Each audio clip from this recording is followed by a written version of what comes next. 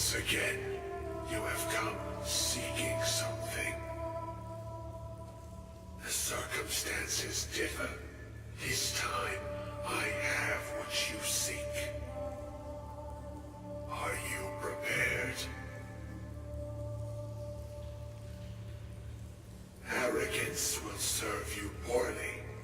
Your worth must be determined before knowledge can be bestowed upon you. And so, you shall be tested. You will rely on your skill as a mage, not on your belongings, not on your scrolls and potions. Only what lies within. Survive, and you are worthy. This is the test put before you. Will you accept? Knowledge is power. Knowing spells can be powerful, but applying that knowledge is key. You will be called upon to rely solely on your restoration spells. Step into the light, and your test begins.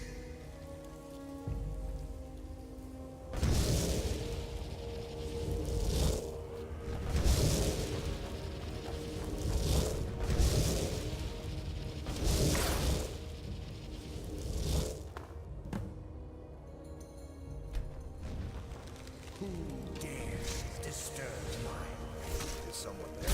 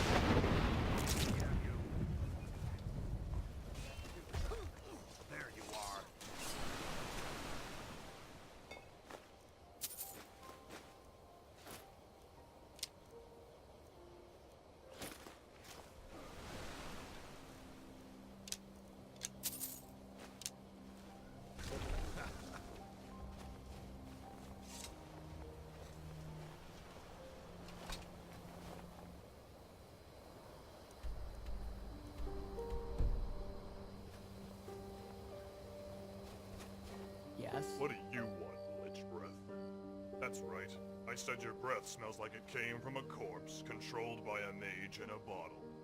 What of it?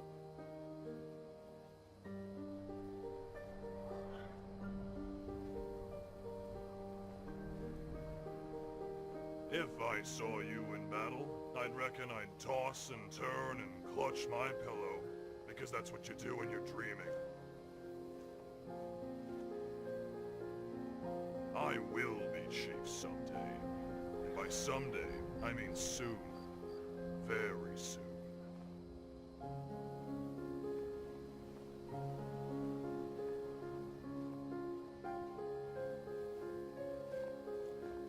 I could be chief of any stronghold if I wanted. And by that, I mean I don't. Not this one, anyway. You see, Mauhulak's got a bit of an ant problem. As in A-U-N-T. And his ant problem is my ant problem, although not in the same way.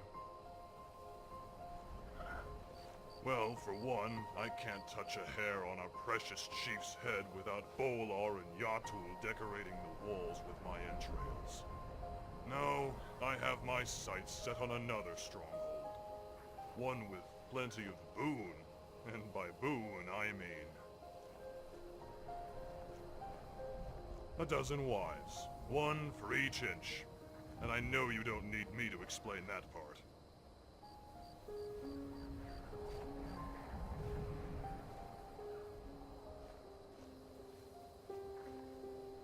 Really, genius. I never thought of that. I thought they just abandoned this accursed place. I mean, it's not like all our mine is full of valuable ebony. Oh wait, it is! Like I said, attracting females isn't the problem. It's keeping them alive.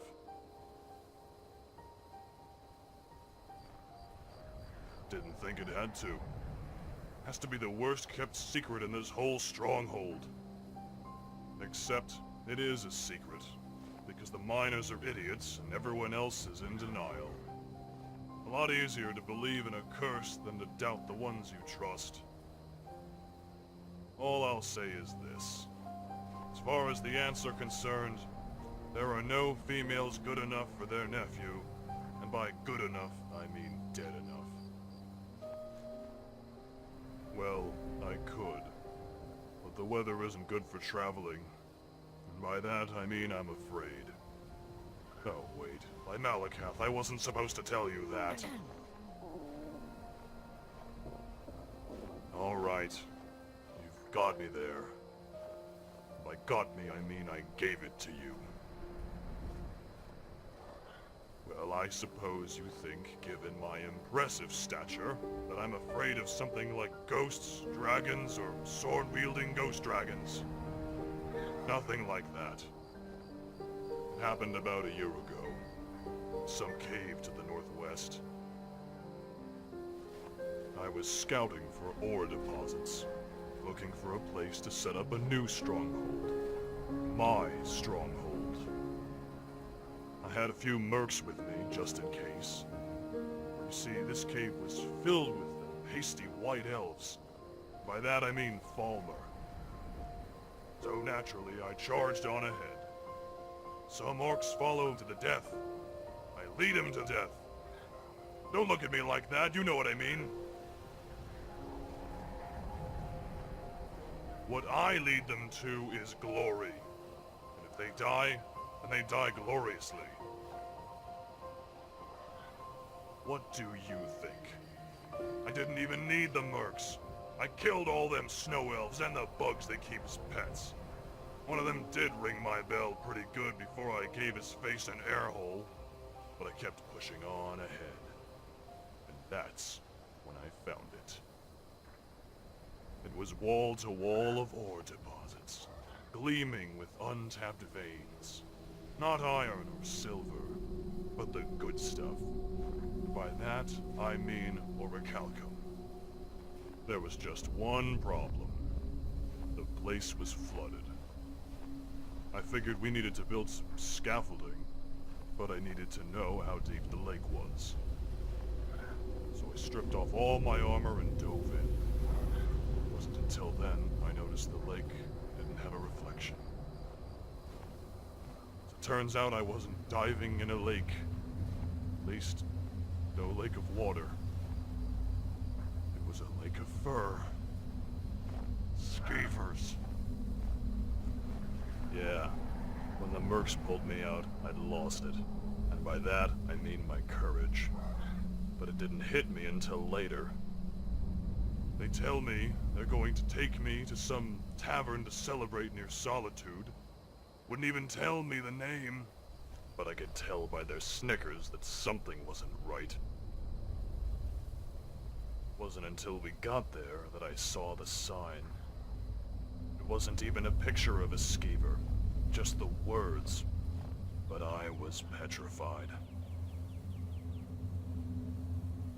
Yeah, and bad things come in threes. And by that I mean some drunken lout decided to vomit all over me while I was staring at the sign.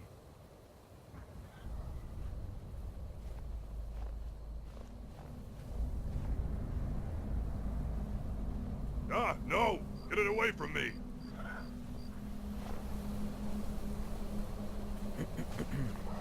When I run my own stronghold, I'm gonna put banners just like the Jarls. I fired them. Not that it mattered. I could hear their laughter all the way back to Nozzlebar. That was over a year ago. I haven't left the stronghold since.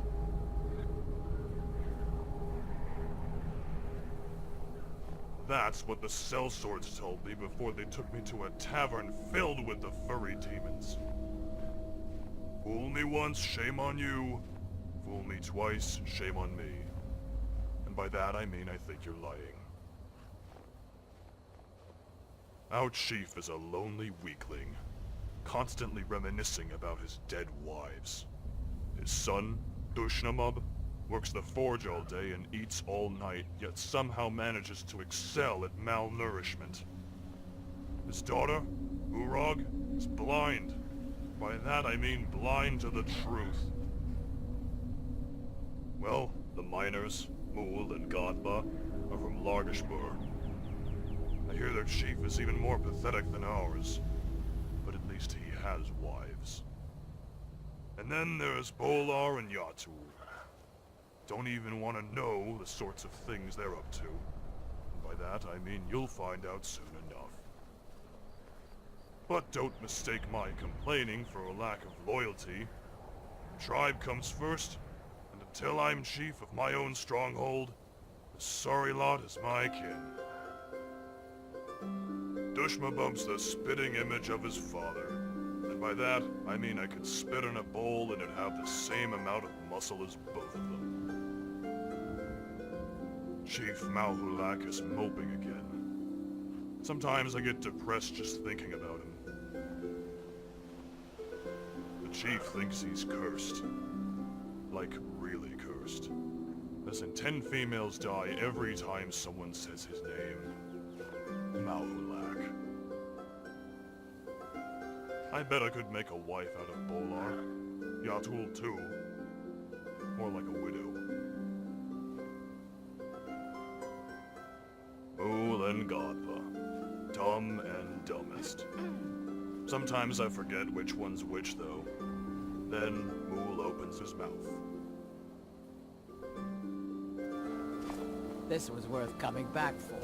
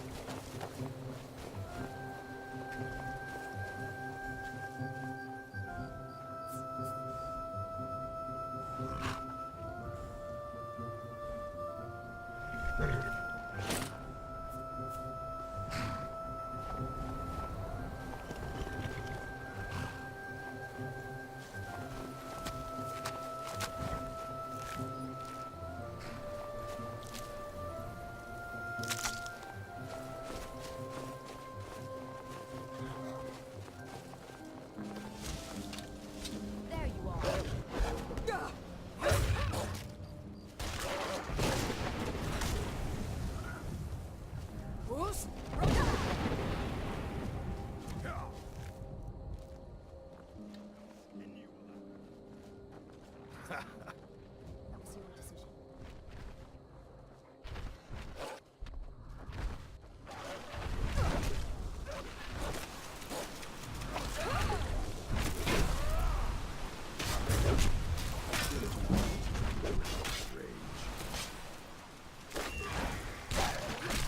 Only a fool lets himself get surrounded.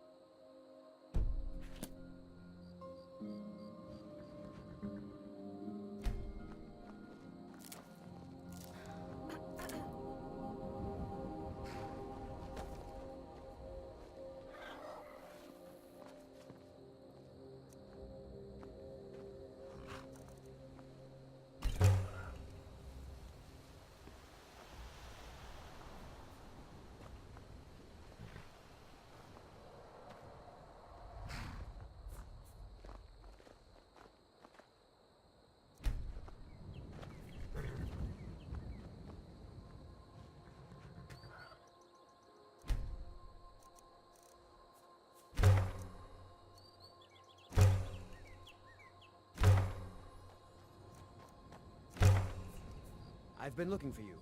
Got something I'm supposed to deliver. Your hands only. Let's see here. A letter. Not sure. Looks like that's it. Got to go. Ah, the air is good today. I welcome the smell.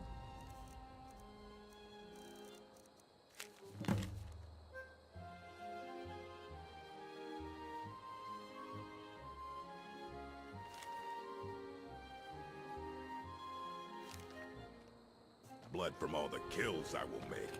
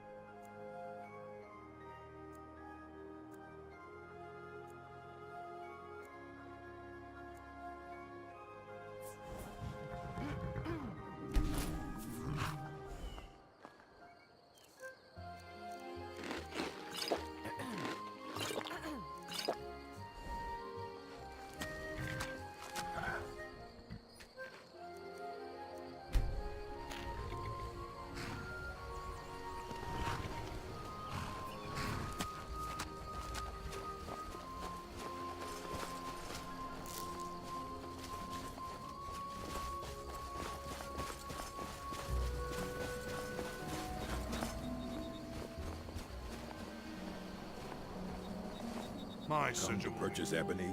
Our gloom-bound mine runs thick with black bears. I am proud to have a mate to share in my blessings. Grey Quarter would be a haven for my Got a kind. clean mug around here somewhere. Don't care for it. Not that the stonework isn't impressive, but it's also bland. They may call the Great Quarter a slum, but at least it has those colorful tabanas. And that's another thing. The Great Quarter, what a stupid name. Them dark elves are more blue than grey, if you ask me. The Stone Quarter, Now that's great. One of these days I'm gonna visit the palace and tell them to switch the names. Yes? I was trying to get to Morrowind. The Dunmer don't care much for the Thalmor, and I figured I'd be safe there. As safe as anywhere, that is. But there's a Khajiit hanging around the main gate. I didn't like the way he was looking at me. I'm sure he's Thalmor, just waiting for me to leave so he can follow me and kill me in a lonely place. You'd be saving my life. Again. I know I probably seemed ungrateful. I've just been so scared. Expecting a knife at my throat any minute.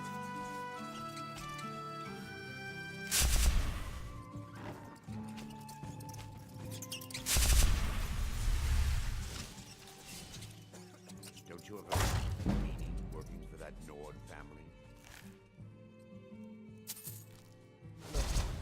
I just came here for a drink. I don't need any trouble. Yes, Sarang? Fine then. How can I guess how some can- Dunmer can tend. You said a man waits his entire life to see that look from a beautiful lady. I wish I knew what he was talking about, so I'd know never to do it again. Not at all, stranger. I was just caught in a memory, and when that happens, I have a tendency to speak out loud.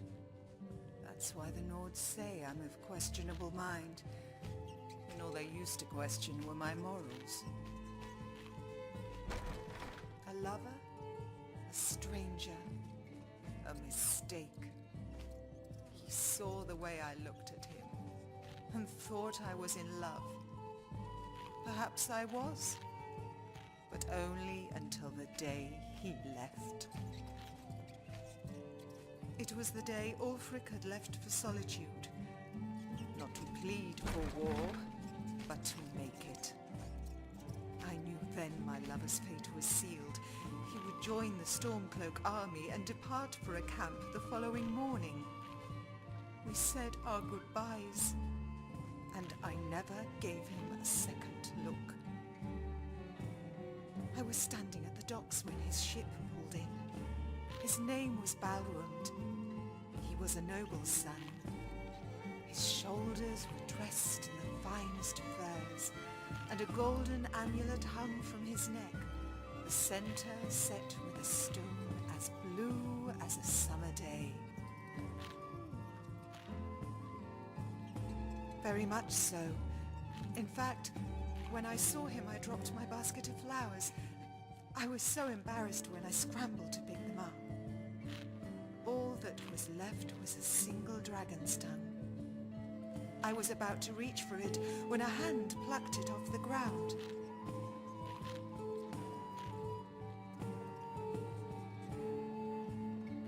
Yes, he placed the flower in my dress and told me, "A flower this beautiful belongs in no basket." Strange feelings swelled within me. Anticipation, anxiety, as if the world had shrunk into a single person, and yet it never felt so vast. I never even noticed it was an amulet of Mara around his neck.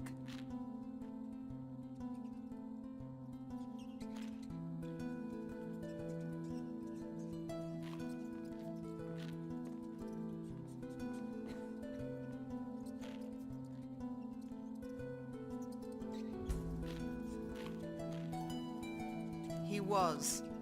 When someone dons an amulet of Mara, they're usually on their way to propose.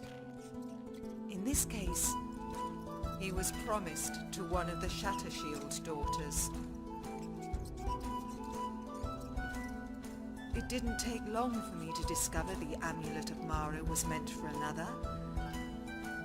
He said it was nothing more than a business arrangement, a wedding made to unite two clans who had long been at odds. That only made it worse. The only thing I could. I set out to do two things that night. Put down a bottle of ale and put him out of my mind. I had all but succeeded when he walked into the corner club. I tried my best to ignore him, but the about it. I told him it would end in tears. He said he would never make me cry. I did, but only because I was in love. And love makes a mockery of wisdom.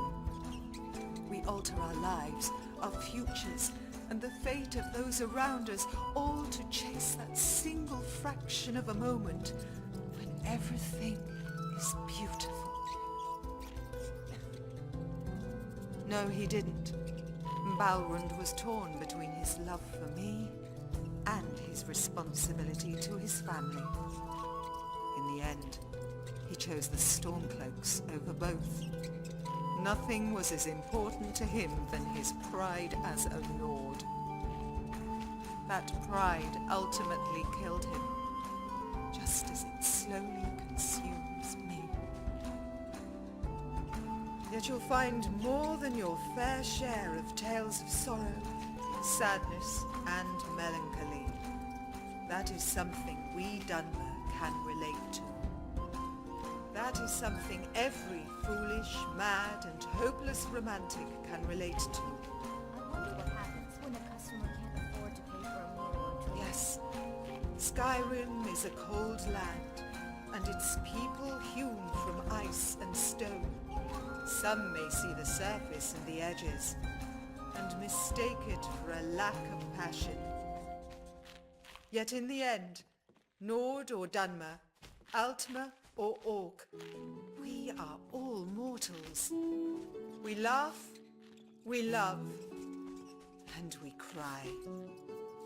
Behind the icy veneer, in the privacy of our bedrooms, and in our most intimate of thoughts, we all turn to those emotions that are timeless.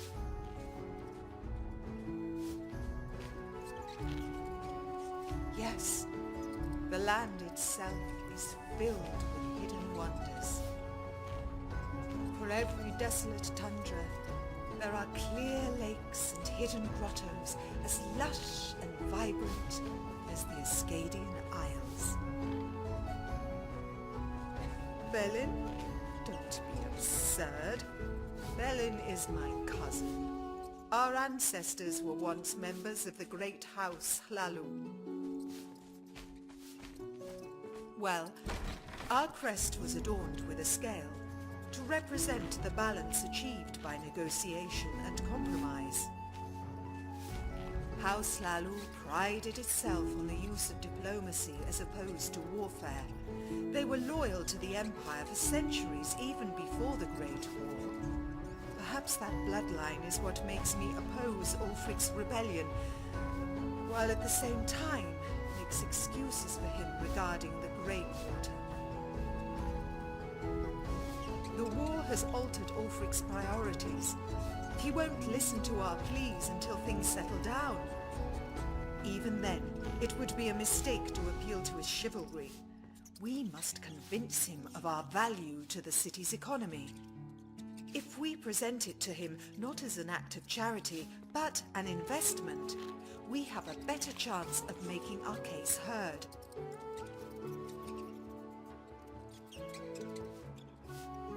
We have experience farming in tough climates. Our knowledge of magic can provide valuable training for the Guard. Moreover, improving the city will attract wealthier citizens and more tax revenue, and you don't have to like Dark Elves to spend their coin. I have always opposed war because it is senseless and inefficient. Balrog's death did nothing to change that belief. Belin is a good farmer and a good Dunmer. Many find it surprising to see a Nord woman under his employ, but not if you know Belin. While I preach working together and compromise with the Nords, Belin backs up his words with action. Seeing those two till the fields and harvest crops speaks louder than anything I could ever say. Well, I do think he works Adisla a little too hard, especially given her age. I tried to help, but I'm dreadful at harvesting. Belin won't let me anywhere near his wheat after I damaged nearly half his crop. It's not my fault the fool never showed me how. Very well. They say the old Nord who comes by the corner club is married to an orc. But that's not the strangest part about their relationship. The rumor is so heinous, I can't even repeat it. So I won't. It's a shame what's happened to the Shattershield family this past year. We've had our differences, but I never wished them ill will. Candlehearth Hall may be a cozy and elegant place to have a drink, but the Corner Club has style.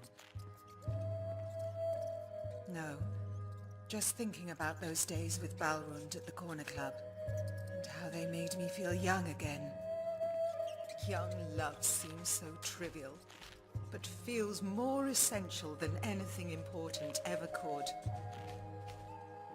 I often tell Renori she needs to see the world, but the advice rings hollow when I myself can't seem to tear away from this city. Safe travels.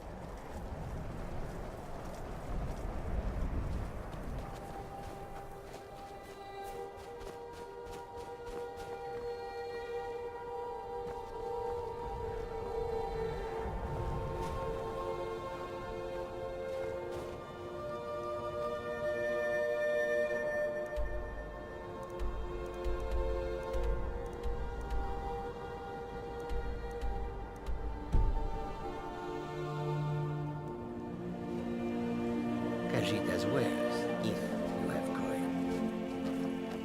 The road leads to the Move on, friend. I have nothing to sell today. Move on, friend. I have nothing to sell today.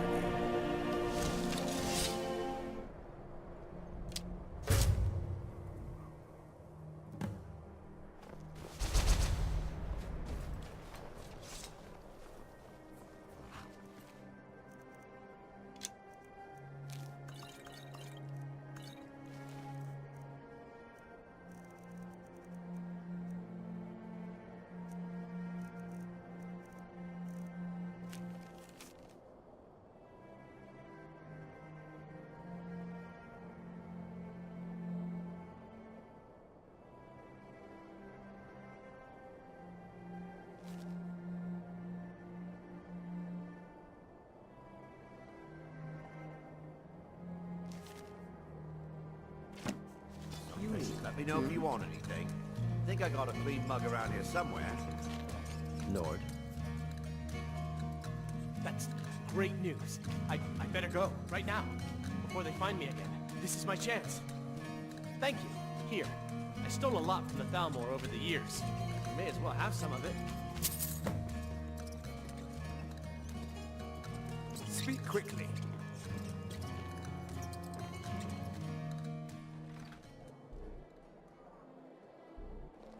Good evening.